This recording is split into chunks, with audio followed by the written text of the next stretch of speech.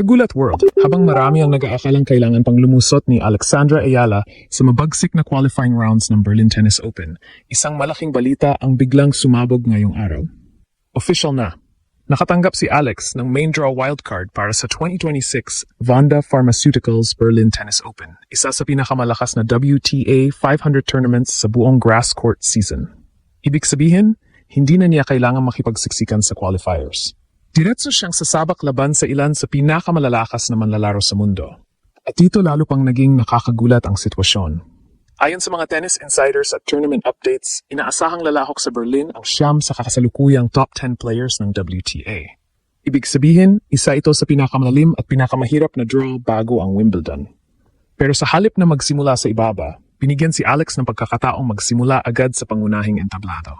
Para sa marami, hindi lang ito simpleng wildcard, isa itong mensahe. Isang pagkilala na ang Filipina sensation ay isa na ngayong player na gustong makita ng malalaking torneo.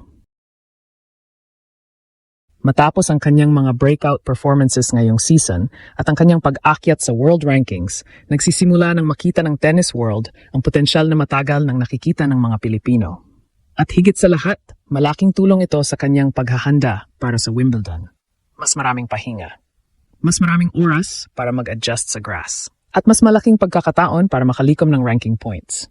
Ngunit ang pinakamalaking tanong ngayon, kaya bang gulatin ni Alex ang Berlin at gawing stepping stone ito patungo sa pinakamalaking Grand Slam ng kanyang career? Kung may isang salita na naglalarawan sa kasalukuyang estado ng career ni Alex yon ay momentum.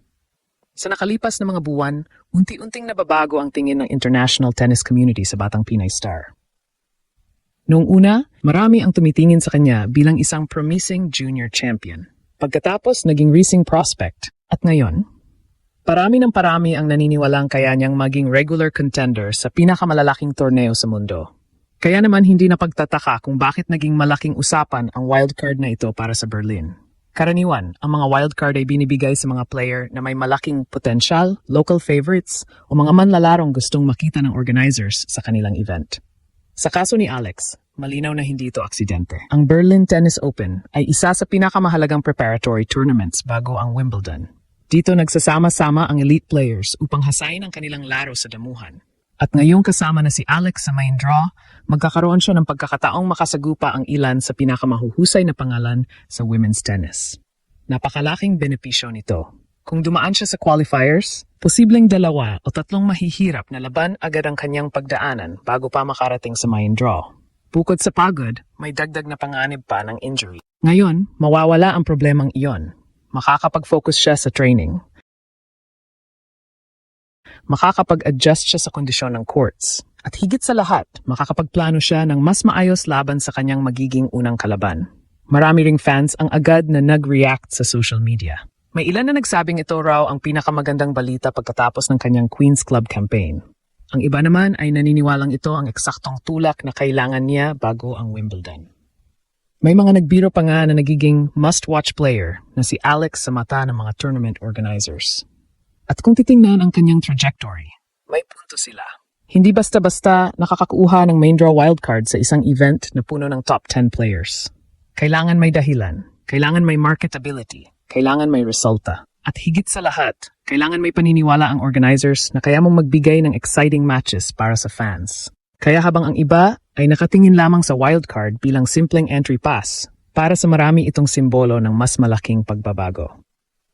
Ang dating junior star ng Pilipinas ay hindi na lamang nangangarap na makasabay sa pinakamahusay.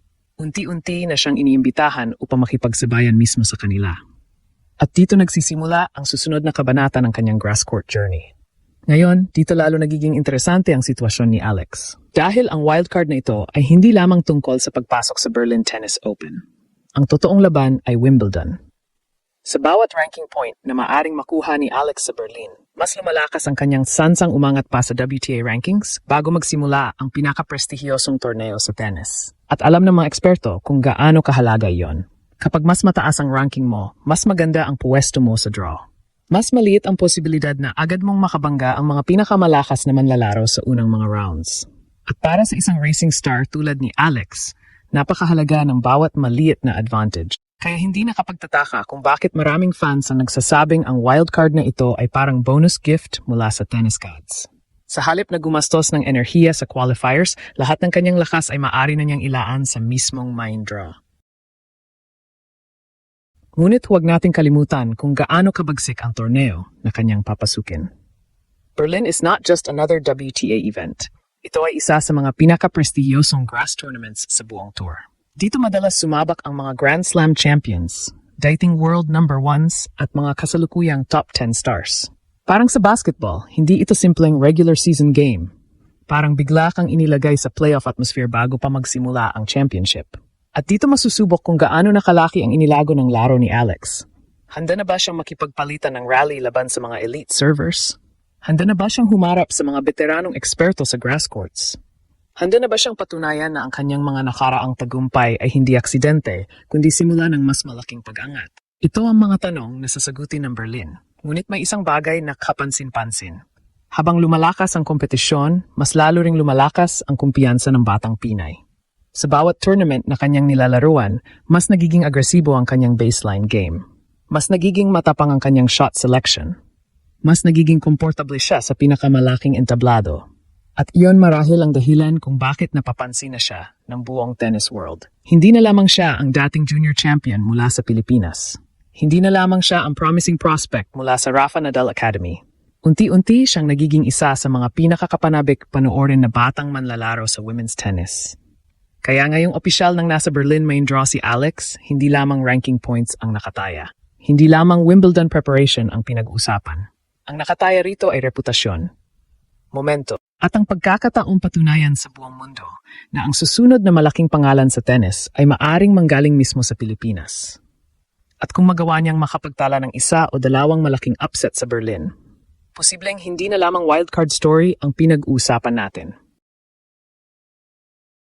Posibleng simula na ito ng isa pang makasaysayang kabanata sa career ng Filipina tennis sensation na patuloy na gumugulat sa mundo. Kaya mga kababayan, ang wildcard na ito ay higit pa sa simpleng invitation.